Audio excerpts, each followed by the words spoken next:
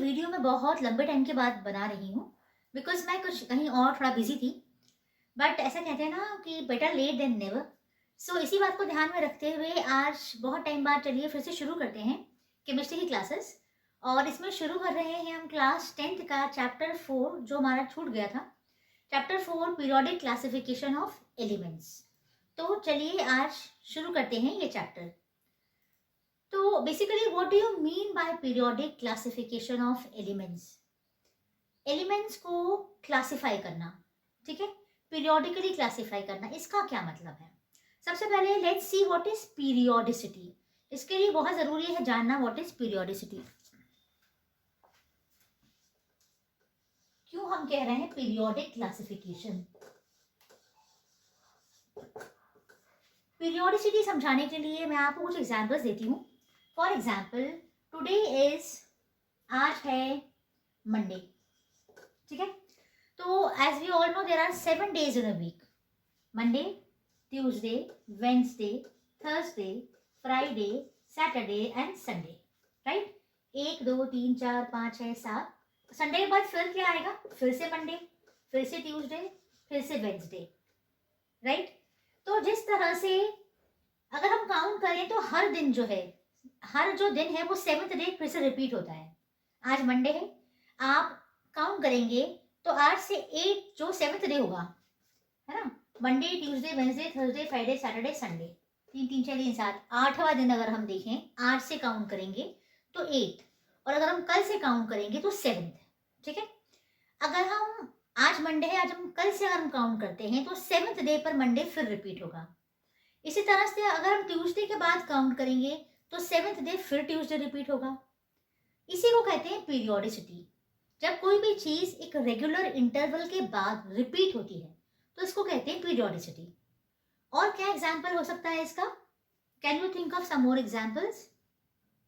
Yes, जैसे कि music में नोट्स जो होते हैं, सारे गामा पाधा नी सा, या जिनको इंग्लिश में कहते हैं डो रे मी, डो रे मी, फा, सो, ला, टी, डो, सा रे गा मा पा धा नी सा। तो सुर भी कितने होते हैं? 7 होते हैं, है ना। तो हर 8वें उस पे सुर जो है वो रिपीट होता है। सा के बाद 1 2 3 4 5 6 7, है ना। तो 7 सुर होते हैं, तो यानी हर 8वें पे जो पुराना सुर होता है वो रिपीट होता है, राइट।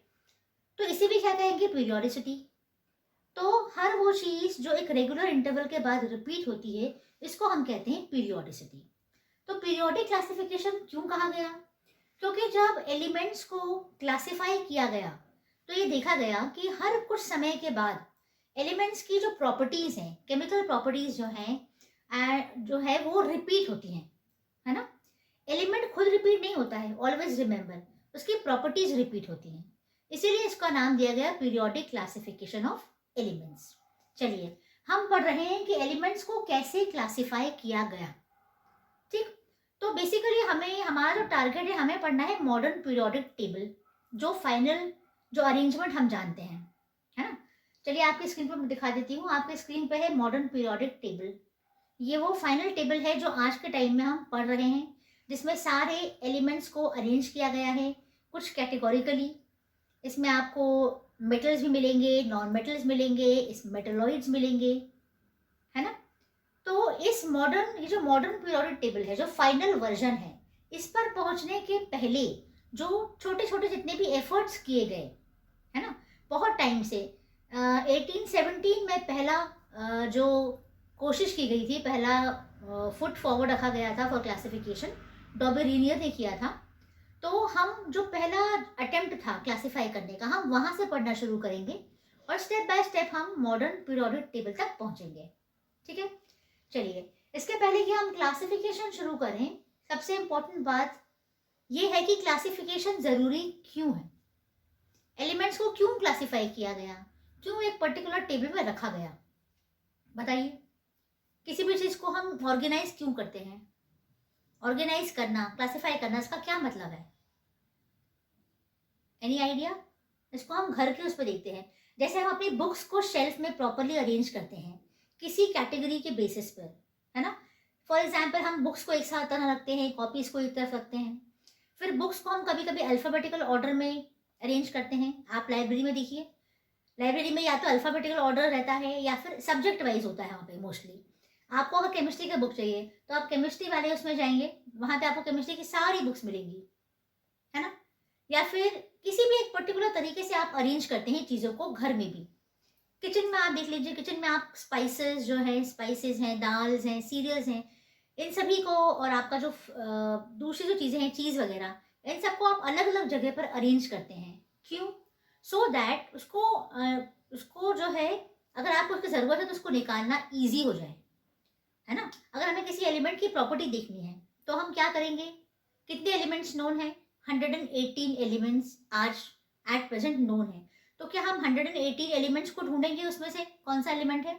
नहीं, हम सीधे मॉडर्न पीरियोडिक टेबल पे जाएंगे और वहां पर हमें कौन सा एलिमेंट चाहिए उसे लोकेट करेंगे, उसका atomic number, atomic mass, electronic configuration और उसकी सारी केमिकल फिजिकल प्रॉपर्टीज जो है, हमें हमें वहां से जो है उसका आइडिया मिल जाएगा।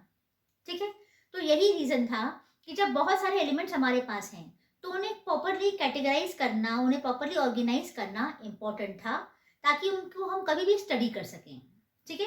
तो this was the reason why elements were classified.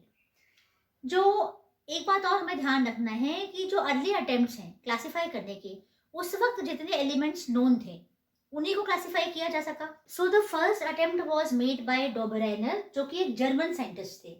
इन्होंने ये पहला अटेम्प्ट 1817 में किया और इन्होंने क्या किया? ट्राई दिए। ट्राई यानी 3 का ग्रुप। तो इन्होंने एलिमेंट्स को 3-3 के ग्रुप में क्लासिफाई किया। किस बेसिस पे क्लासिफाई किया वो हम देखते हैं। पहला ट्रायड जो इन्होंने दिया वो था लिथियम, सोडियम एंड पोटेशियम। ठीक है। This is symbol for lithium Li, symbol for sodium is Na and symbol for potassium is K। तो लिथियम का जो एटॉमिक मास है वो हम लिख लेते हैं, ये है 7, सोडियम का है 23 और पोटेशियम का है 39। Now the point is on what basis these triads were formed. किस बेसिस पे इन ट्रायड्स को बनाया गया? इनका कहना था, Dobereiner said that the average of atomic masses of first and third element is approximately equal to the atomic mass of the center element. ठीक है। उनका कहना था कि पहले और तीसरे एलिमेंट के एटॉमिक मासेस का जो एवरेज है वो सेंटर वाले एलिमेंट के एटॉमिक मास के अप्रोक्सीमेटली बराबर है। चलिए हम इसको चेक कर लेते हैं।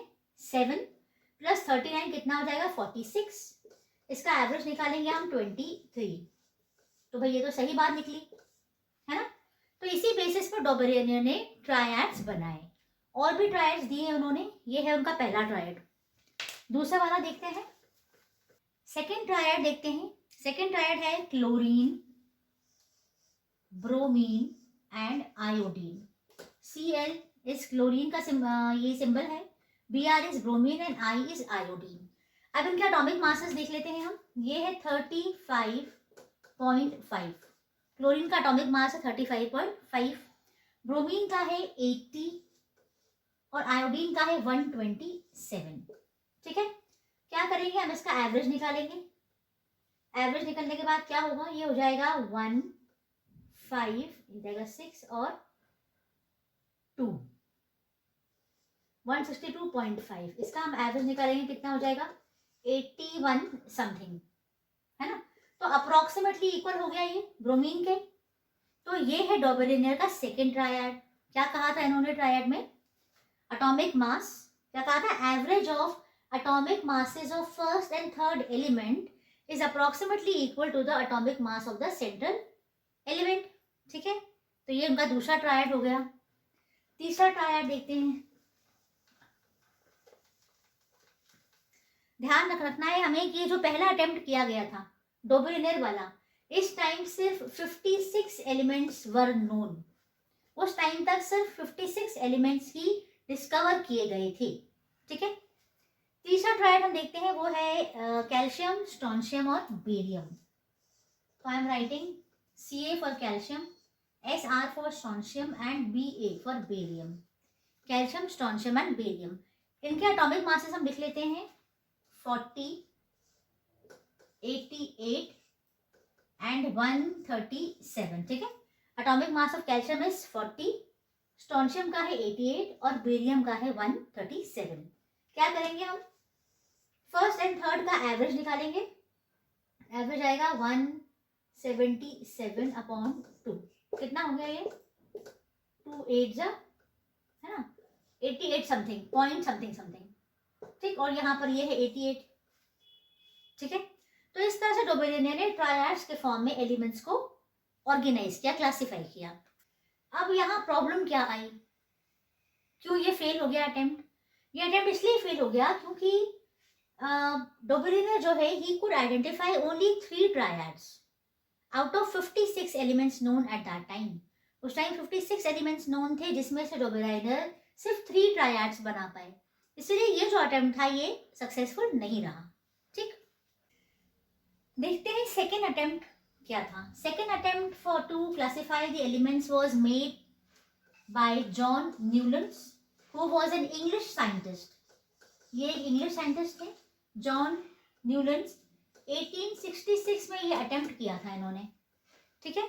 और इन्होंने ऑक्टेव्स दिए थे, 8 का ग्रुप दिया था बेसिकली। कैसे, वो हम देखते हैं। John Newlands was basically very much incline towards music, ये म्यूजिक की तरफ बहुत इंक्लाइन थे। तो इन्होंने म्यूजिक से इंस्पायर होकर ही एलिमेंट्स को क्लासिफाई किया। इन्होंने कहा कि जैसे कि एलिमेंट्स, जैसे कि जो नोट्स होते हैं, 7 सुर होते हैं, सारे गामा पधा नी सा, तो इन्होंने उसी तरह से 8 जैसे सुर होते हैं 7, इन्होंने 8 के ग्रुप में एलिमेंट्स को क्लासिफाई किया। एंड ही आइडेंटिफाइड, उन्होंने देखा कि 1 2 3 1 2 3 4 5 6 7 8, ठीक है। इन्होंने देखा कि जो पहला एलिमेंट है, इन्होंने एलिमेंट्स को जब increasing order of atomic masses के इंक्रीजिंग ऑर्डर में अरेंज करा और देखा कि पहला जो एलिमेंट है उसकी प्रॉपर्टी 8th एलिमेंट से बहुत ज्यादा मैच करती है, बहुत सिमिलर है, ठीक है। इसी तरह से सेकेंड वाले को अगर आप लेंगे तो ये 9th वाले से मैच करेगी। थर्ड वाले एलिमेंट को अगर आप देखेंगे तो 10th एलिमेंट है, थर्ड और 10th एलिमेंट की प्रॉपर्टीज सिमिलर होंगी। इसी तरह से 4th की, 11th की, and so on. So this is how Newlands arranged the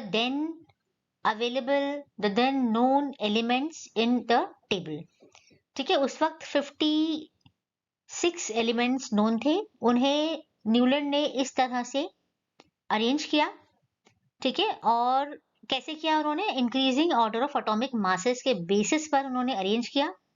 और उन्होंने ये देखा, ये ऑब्जर्व किया कि एवरी 8th एलिमेंट की प्रॉपर्टीज जो हैं, they are repetition of the first element, ठीक है। यानी उन्होंने ये देखा कि हर 8th एलिमेंट की जो प्रॉपर्टीज हैं वो फर्स्ट एलिमेंट का रेपिटेशन है, बिल्कुल सिमिलर है, ठीक है। देखिए फॉर एग्जांपल, अगर हम ये लिथियम से काउंट करें तो 8th एलिमेंट होता है सोडियम, ठीक है। लिथियम और सोडियम की प्रॉपर्टीज बहुत ज्यादा सिमिलर हैं, ठीक है। ये देखा गया कि दोनों की प्रॉपर्टीज, दोनों ही केमिकल प्रॉपर्टीज, जिस तरह से ये कंपाउंड्स बनाते हैं, जिस तरह से ये रिएक्ट करते हैं हाइड्रोजन के साथ, ऑक्सीजन के साथ, दूसरे एलिमेंट्स के साथ, नॉन मेटल्स के साथ, ये सारी प्रॉपर्टीज इनकी सिमिलर हैं, ठीक है। सिमिलरली इसी तरह से अगर हम बेरिलियम से काउंट करना शुरू करें तो 8 नंबर पे आता है मैग्नीशियम। बेरिलियम और मैग्नीशियम की प्रॉपर्टीज भी बिल्कुल सिमिलर पाई गई, बिल्कुल सिमिलर देखी गई। दोनों का रिएक्शन विद नॉन मेटल्स, दोनों के रिएक्शन दूसरे एलिमेंट्स के साथ, दोनों के कंपाउंड्स बनाने का तरीका, दोनों के ऑक्साइड्स और हाइड्राइड्स बनाने का जो सिस्टम है, ये पूरा सिमिलर पाया गया, ठीक है। तो इस तरह से अगर आप मैग्नीशियम से काउंट करो तो कैल्शियम जो है वो 8 होता है, ठीक है। तो इसी तरह से बेरिलियम, मैग्नीशियम, कैल्शियम, इन तीनों की प्रॉपर्टीज जो है वो सेम देखी गई, ठीक है। और देखिए इस तरह से अरेंज करने पर आप देखिए कि ऐसे एलिमेंट्स जिनकी प्रॉपर्टी सिमिलर है वो एक के नीचे एक अरेंज हो गए हैं, ठीक है। ये टेबल का एक छोटा सा पार्ट है। ये टेबल जो है हाइड्रोजन से शुरू होती है और ये थोरियम तक जाती है, ठीक है। 56 एलिमेंट्स नोन थे, वहां तक ये टेबल इन्होंने दी थी, ठीक। अब प्रॉब्लम ये है कि ये वाला भी सक्सेसफुल नहीं हुआ अटेम्प्ट। क्यों नहीं हुआ? क्योंकि अगर आप इस टेबल को देखें तो कैल्शियम के बाद ये जो उन्होंने बेसिस रखा था, लॉ रखा था, वो फॉलो नहीं होता है। ये जो उन्होंने रखा था कि जो 8 एलिमेंट है वो फर्स्ट एलिमेंट की प्रॉपर्टीज से सिमिलर है, ये बात सिर्फ कैल्शियम तक ही जो है वो लागू होती है। कैल्शियम के बाद जो एलिमेंट्स हैं वो इसको फॉलो नहीं करते हैं। ये इसका पहला रीजन है इसके फेल होने का। इसका सेकेंड इशू ये है कि न्यूलैंड्स ने सिर्फ 56 एलिमेंट्स को ध्यान में रखते हुए ये क्लासिफिकेशन दिया था, ठीक है। और इसमें 56 एलिमेंट्स के बाद जो न्यू एलिमेंट्स आएंगे वो कहाँ जाएंगे, उन्हें कैसे प्लेस करेंगे, ऐसा कुछ भी उन्होंने नहीं दिया था। तो ये सेकेंड इशू है क्यों ये जो अटेम्प्ट है ये फेल हुआ। थर्ड इशू ये है कि न्यूलैंड ने एलिमेंट्स को अकोमोडेट करने के लिए दो एलिमेंट्स को एक ही स्पॉट पे रख दिया है। एज यू कैन सी, देखिए कोबाल्ट एंड निकल को यहाँ रखा हुआ है एक ही स्पॉट पर, और ये सेरियम और लैंथेनम को भी एक ही स्पॉट पे रखा है, ठीक है। कोबाल्ट और निकल को रखा है इन्होंने किसके साथ? इन्होंने रखा है फ्लोरीन, क्लोरीन और ब्रोमीन के साथ। फ्लोरीन, क्लोरीन एंड ब्रोमीन की प्रॉपर्टीज कोबाल्ट और निकल से बहुत डिफरेंट हैं, फिर भी इन्होंने साथ में प्लेस किया है। और Fe, आयरन, जिसकी प्रॉपर्टीज कोबाल्ट और निकल से बहुत ज्यादा मैच करती हैं, उसे बिल्कुल ऑपोजिट डायरेक्शन में, बिल्कुल अलग रखा है, दूर रखा है। तो ये इस पर्टिकुलर अटेम्प्ट का थर्ड इशू है। तो न्यूलैंड्स का लॉ ऑफ ऑक्टेव जो है ये सिर्फ लाइटर एलिमेंट्स तक फिट बैठता है, यानी कैल्शियम तक, यानी कि एटॉमिक नंबर 20 तक तो ये फिट है। इसके बाद जाकर ये लॉ जो है वो अप्लाई नहीं होता है। बाकी के जो एलिमेंट्स है वो इस लॉ को अप्लाई के साथ ना फेवर नहीं कर रहे हैं।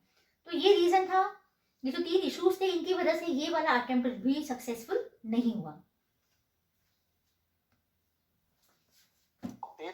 On our concept. आज के लिए इतना ही, इसको आप रिवाइज करिए, इसको समझिए प्रॉपर्ली। इसके बाद नेक्स्ट क्लास में हम पढ़ेंगे मेंडलीव्स पीरियोडिक टेबल, जो कि एक बहुत ही हिस्टोरिकल एक इवेंट कह सकते हैं हम केमिस्ट्री में।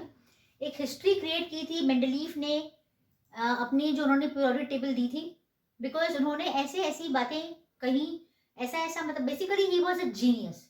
जो उन्होंने बताया पीरियोडिक टेबल के बारे में, क्लासिफिकेशन के बारे में, ये किसी ने भी कभी सोचा ही नहीं था। तो हम नेक्स्ट क्लास में पढ़ेंगे मेंडलीव, उसके बाद हम पढ़ेंगे फाइनली मॉडर्न पीरियोडिक टेबल। जो फाइनल टेबल जो हम पढ़ते हैं आज के टाइम में, वो फाइनली कैसे वहां तक हम पहुंचे, ठीक है। तो चलिए मिलते हैं नेक्स्ट क्लास में। सी यू, बाय बाय।